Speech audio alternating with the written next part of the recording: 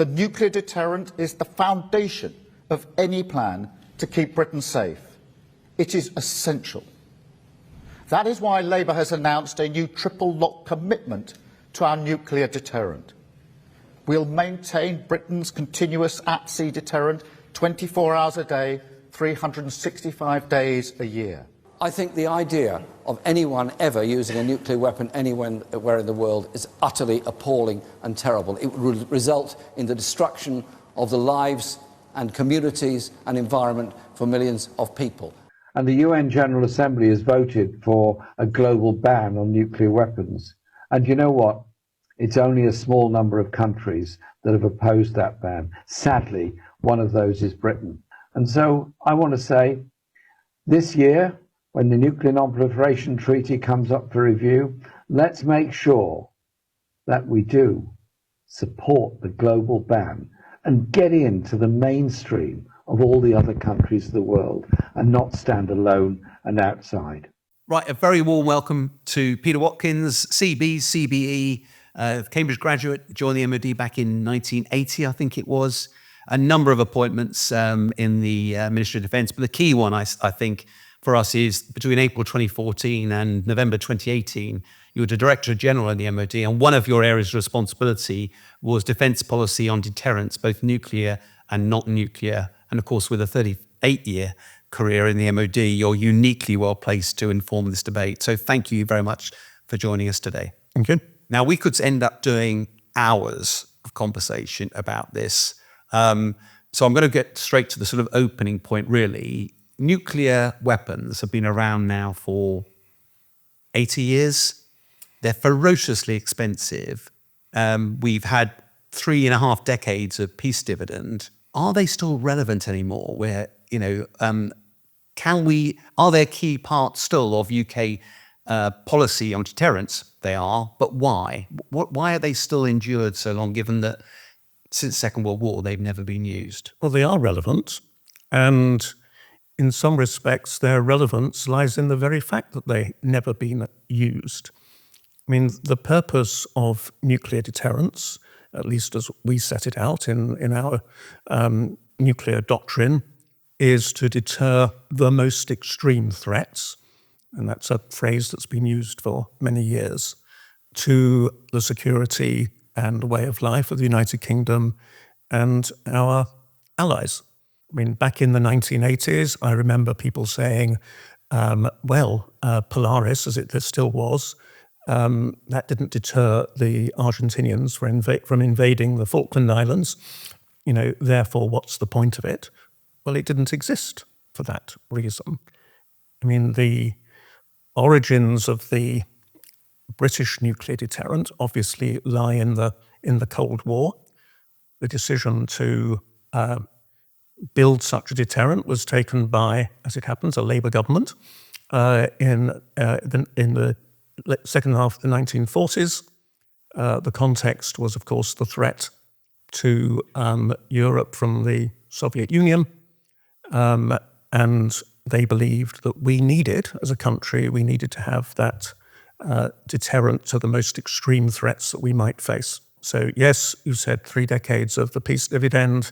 There was a period between 1990 and, say, 2014 when we believed that the UK no longer faced any, again, this phrase is the one that was used, any existential threats. Well, we're not so confident about that anymore. We're going to jump around this a little bit, but picking up that point, that the decision about the successor to Trident was made, my understanding is, about in the middle of this sort of peace dividend period, when we reduced significantly the amount of money we spent on defence from over 4% of GDP down to hovering around 2%. And therefore, was it a more difficult conversation around that time to justify spending the huge amounts of money that are required? I think it was a difficult conversation at the time. The then government, another Labour government as it happened, published a white paper in late 2006 in which it argued that we should start to plan to replace the Vanguard-class submarines. I mean, not the entire system. The Trident missiles would remain. And, that was a time when there was, relatively good relations between, I'll put it in terms of the West and Russia. There were some worrying signs even then, but they weren't that significant. So it was a difficult argument in the sense that on the face of it, why do you need this? But the argument of the then government was that we're making an investment here for another generation. If we start planning now, the new boats, the new submarines will not enter service until whenever, mid-20s onwards. It's moved back a little bit. And we don't know what the world's going to look like in that period. So it's a prudent thing to do to maintain your capability to, as I said earlier, to deter the most extreme threats that we might face. Looking through the lens of history, I think it was probably a very astute decision. Please excuse the form of words, but I guess the other question I have around this is that, particularly with Russia's invasion of Ukraine, the Budapest Memo of, I think, 1994, if Ukraine was the third largest nuclear power as a result of simply the former Soviet Union missiles being let on their territory. It was the third largest nuclear power at that time. It gave up its weapons in response, in return for a guarantee of sovereignty from Russia and America. Yet only 20 years later, that was shown to be worthless. You do wonder how on earth world powers, whether they're superpowers or just nations, are going to see that anything other than a nuclear capability is just not a credible form of defense. And therefore, if countries like Russia, China, maybe others, how can we just preserve? How does the proliferation argument or non-proliferation argument work in the current context? Surely there's going to be most of the nations in the world are going to now want to have nuclear weapons because that's the only guarantee of stopping nations like Russia invading. There is a risk of that. Yeah, I mean, there are some Ukrainians now who would argue that if only we had kept those nuclear weapons, Russia wouldn't have invaded. One can debate that. But, one of the concerns which has existed, way back into the 60s was to try and prevent that proliferation of nuclear weapon states. In the more states that have these weapons, then you can argue that the more complicated the international scene becomes, the more risk there is of miscalculation and so on. So that was one of the impetuses behind the non-proliferation agreement. But it's also a factor behind the concept of extended deterrence. So in the case of NATO, only 3 NATO countries have nuclear weapons: US, UK and France. There's slightly different arrangements for the French, as we know. And the other countries do not. And an argument that's been there for a long time now is that they are covered by, to use the vernacular, NATO's nuclear umbrella, which covers everybody. So they don't need to have, if you like, their own nuclear weapons. I mean, similarly, at the moment, though again, I mean, it's a matter for the US and they use slightly different language, but in effect, they provide a nuclear umbrella for the Republic of Korea and Japan. So as matters stand, they don't need to have their own nuclear weapons. That sounds great. But we live in a world now where President Trump, or President-elect Trump, is coming back into office. There's questions, however credible, about US commitment to NATO. And therefore, with only 2 of the European countries, ourselves and France, as nuclear powers, if America was to pull out, would we provide that same I know we are, as a policy, we're providing it, but to Estonia, to Lithuania, to Latvia, would we go to nuclear war if one of those nations was attacked? In some ways, the UK has always been a rather, and I'm quoting from a comment that was made many years ago, a reluctant nuclear power. I mean, we don't brag about the fact that we are a nuclear power in the way that one or two countries do, including Russia. You know, there is a view from many countries, particularly in the so-called global south, that, you know, the nuclear proliferation treaty, you know, creates this sort of privileged class of, you know, the 5 recognized nuclear weapon states, and it's one rule for them and one rule for the others. But in a sense, that was how it was agreed at the time. I think this is why in the current circumstances, NATO and the constituent parts of NATO, including the US, you know, need to be very clear that the nuclear umbrella is still there. If things happened, if circumstances developed in such a way that there was a extreme threat to NATO countries, then we would be prepared to use it. I know this is a sensitive subject because there is an element of strategic ambiguity that's always existed around use of nuclear weapons, but an observer might conclude that the West could have stopped Russia in its tracks in Ukraine, chose not to. Now, Ukraine isn't part of NATO, but the fact is that the West has been relatively robust in the rhetoric about Russia, but hasn't wanted to step forward and actually protect Ukraine, largely through political. Militarily, NATO is an order of magnitude stronger than Russia could be. And one might argue that's because Putin's rattled the nuclear saber regularly.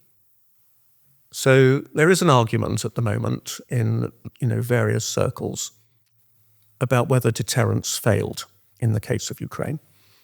And I'm talking here of the full-scale invasion in 2022. And I think it's not an unfair argument. But what happened at the time, as you'll remember, is the West tried to deter Russia from taking that step by threatening massive consequences, which were almost entirely economic and diplomatic. And it clearly didn't work. And I mean, I would say that it wasn't quite the right approach to deterrence. The point with deterrence is you don't take options off the table prematurely.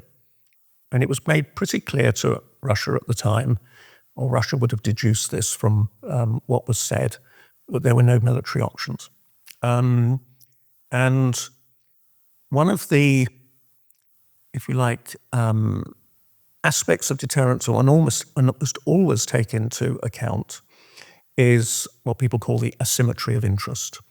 You know, when one country, a potential adversary, feels that it has a much bigger interest in an issue than the others. And it may well be that, you know, looking back on February 22, I mean, pretty much nothing was going to deter Russia by that stage. But I think you know, instead of dwelling too much on that, we should also look at what came afterwards. And you'll recall, you know, in the early hours of the morning, Putin gave a press conference in which he said, I mean, I'm paraphrasing, that if anyone tries to impede us, they will have consequences that they've never had in their history. It was pretty clear what that was, and that was a nuclear threat. But, you know, the reality is that we have been impeding. You know, we have been massively assisting Ukraine ever since. And that has shown a high degree, I would say, of political resolution. I mean, not only by the government here, but also Germany, Poland, the Baltic states, the United States as well, actually countries across NATO. So, you know, deterrence is about Deterrence, as it were, exists in the eye of the beholder. It's about influencing the mind of a adversary or potential adversary. So I wouldn't jump to the conclusion that if you're looking at this from the ramparts of the Kremlin, you would say, well, they haven't shown much resolve. I think I think you're being somewhat benevolent to. So if I was doing a strategic planning for the invasion of Ukraine, one of the biggest strategic risks facing Putin was that the West would come to the aid of Ukraine. And you would know militarily, you're no match. I mean, Russia is the size of Italy in terms of GDP, and in terms of military might compared to NATO, it's an order of magnitude lower. So you would do everything possible to mitigate against that risk, and therefore you would issue proactively warnings to stop the West getting involved. I'm going to threaten nuclear war. And that's been very effective at stopping us doing anything more really than helping Ukraine not lose. I mean, I think I'm right in saying that Russia didn't actually make any nuclear threats until, after it had already sent the troops across the border. Yes. No, that's true.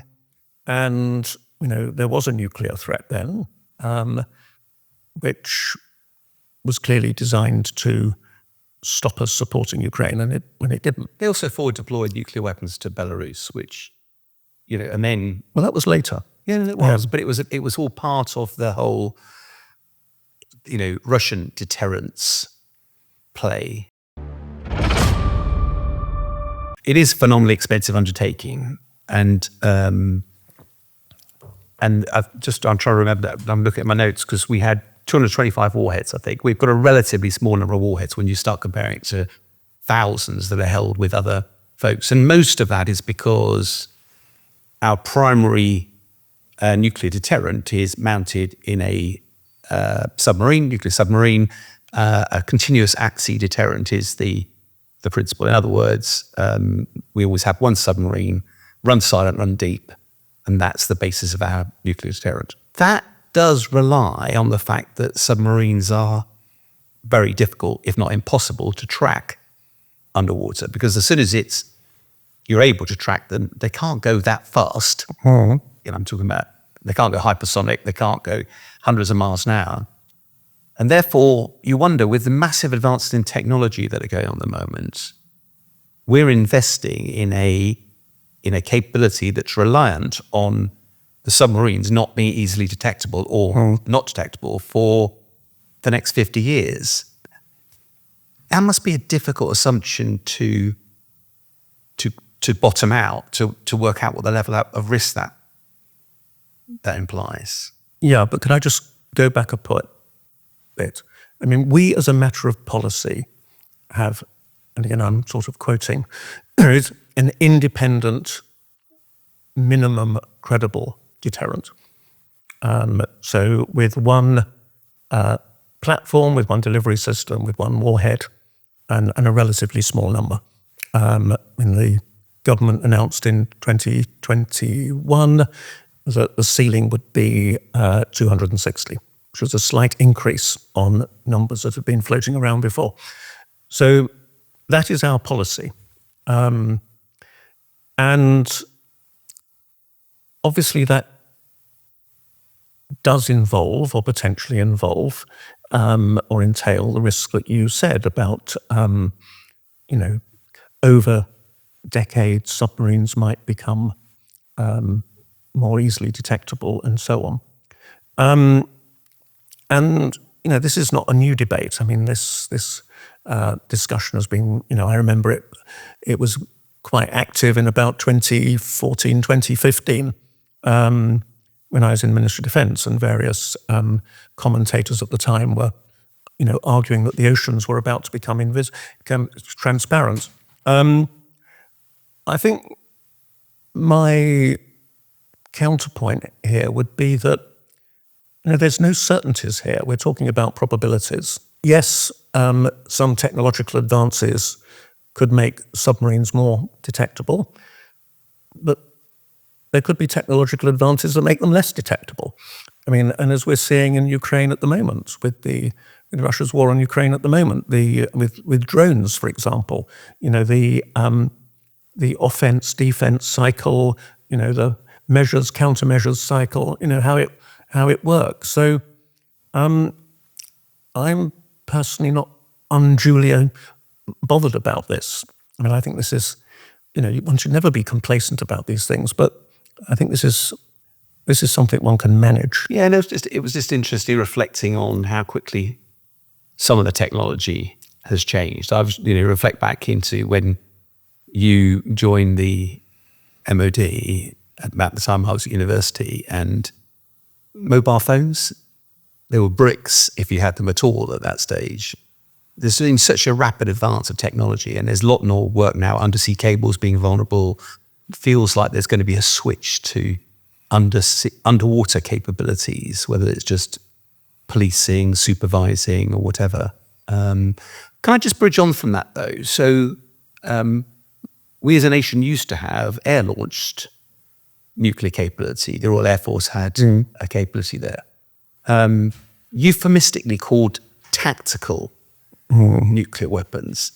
I've never really understood that term, because you either use a nuclear weapon or you don't. What's your understanding of what it means? What does tactical nuclear weapon mean? Well, they were called tactical nuclear weapons, but they were also called other things. And I mean, I would use the term tactical nuclear weapon. I wouldn't use it actually for that capability that existed then. I would use it for different systems that are now long gone, such as nuclear artillery or something like that.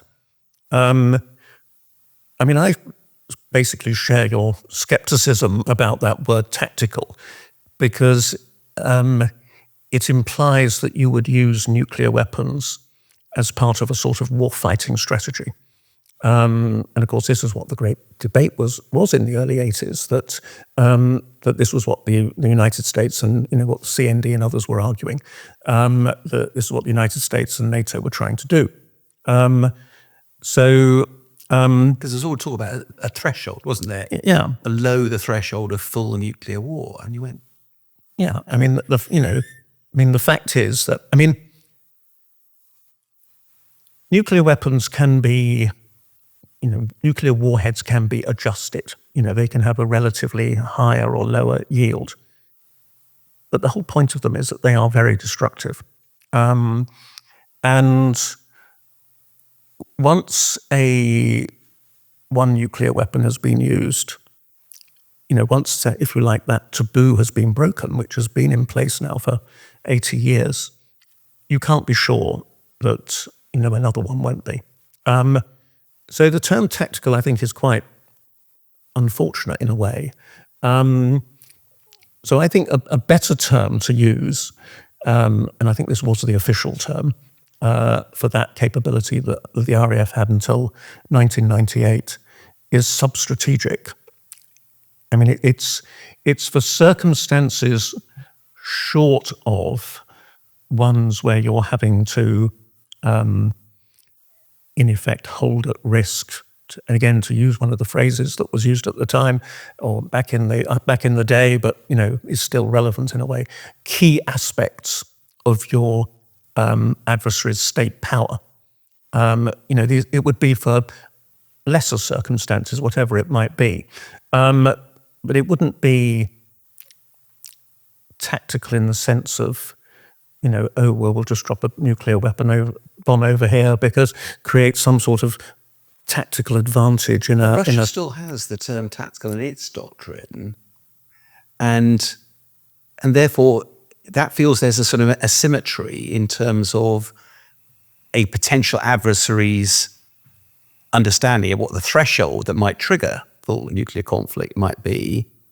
Because my understanding of the Russian strategy is that they do foresee what we did 25 years ago, but if we don't have tactical nuclear weapons, you're either into a nuclear conflict or you're not. I'm just not quite sure how those two fit together. Part of the reason for asking you this is just that, was there a discussion in the early 2000s and most lastly in your time about the potential for revisiting the whole debate about having some flexibility around what sort of nuclear would we, rather than just have the reliance on CASD, would we also consider putting nuclear weapons into manned aircraft? Yeah, well, Russian doctrine, their stated, their published state nuclear doctrine, and some of the things that have been said by Russian commentators and so on, do suggest that they have a lower threshold for nuclear use than we do. And that they do envisage circumstances in which they might use nuclear weapons in a non-strategic way. And that is a concern because they might take the view that if they were to do so, they would face no nuclear consequences because we would not, as it were, engage our strategic systems. And this has been a concern for a while. Some of the shifts, and there have been some more public shifts in Russian nuclear doctrine recently, but this has been around for a while. And this is one of the reasons why in the Nuclear Posture Review in 2018, under President Trump in his first term, the administration decided to go for a submarine-launched cruise missile in addition to Trident. The Biden administration didn't support that program, but Congress insisted on it, and as far as I know, it's going ahead in one way or another. And the reason for that was not that we want to indulge in nuclear warfighting, as one or two people said at the time. It is that we need to ensure that it's clear to any potential adversary that if they go down a particular path, there will be consequences, which would be worse than whatever they might gain from doing that, which is the fundamentals of deterrence. So just going to the British situation. So we've got to go back to the 1990s here. There's a bit of history.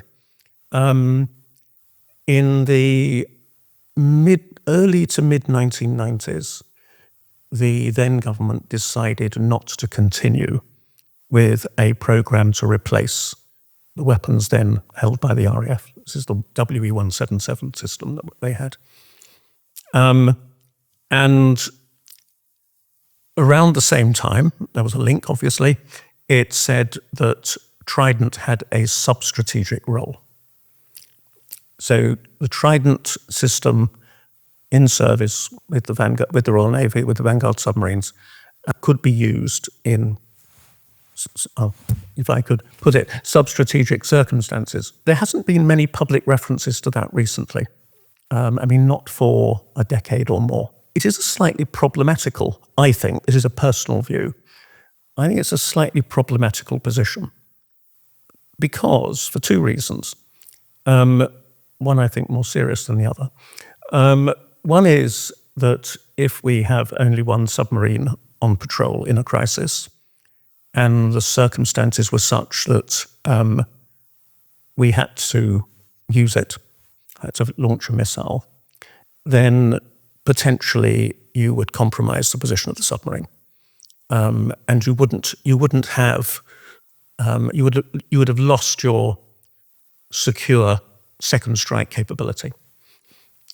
The second, I'm not convinced that's, I think there are some counter arguments to that position. But the second point is that if we were to fire or we were to launch a missile in sub-strategic mode, it would look very much like a missile launched in strategic mode. How would you label it? How is an adversary going to tell the difference? Yes, there could be messaging from London to say, no, this isn't a strategic strike, this is a sub-strategic strike.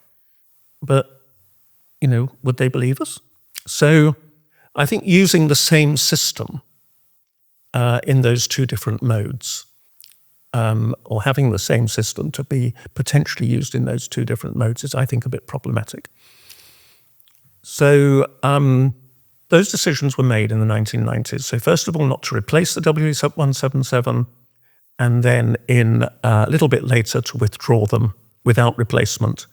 In 1998, they were withdrawn. That was a very different strategic environment from the one now. So, I mean, in my time in the job that you mentioned, I mean, we didn't, discuss having an additional system, an air launch system. Personally, and I've written something publicly on this because I'm now a private citizen and I, express some views on these things. I think we should look at it. To the uninformed eye, though, and we talked a little bit about this in the margins, please excuse my naivety here. I've never been involved directly in the nuclear campaign. But if you've got a nuclear capability, it would seem that it would be cost effective to also put it into a bomb that you carry under an aircraft or a cruise missile. It's slightly more complicated than that, isn't it? Yes. Yeah, a lot more expensive. It's both. And the reason is because our nuclear ecosystem, if you like, our industrial and other capabilities have been tailored to that independent, minimum credible approach. And so, one submarine platform, one delivery system, one warhead type.